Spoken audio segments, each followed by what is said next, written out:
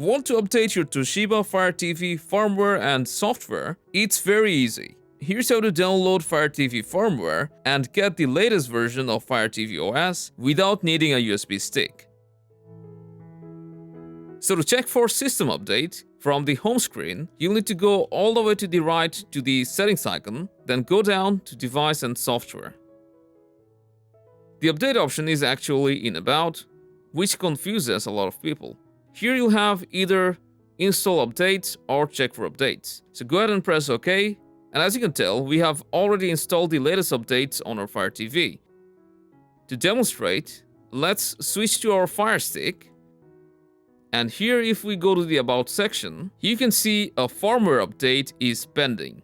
But there's a few more things to it, so keep watching. Now your Fire TV will show the update screen, during which do not turn off your TV or unplug it. And if your TV is connected to a stable Wi-Fi, the download will finish faster. When it's complete, your TV will restart on its own.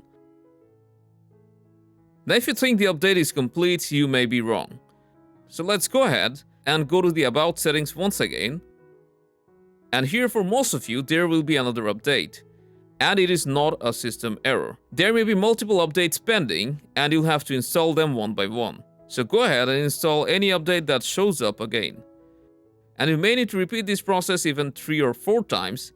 And after that, just be patient until your TV says your software is up to date. Now you'll have access to all the new features, for example, the AirPlay feature if you didn't have it already. And that's how you make sure your Toshiba Fire TV is updated to the latest firmware. Make sure to leave your feedback and enjoy your Fire TV.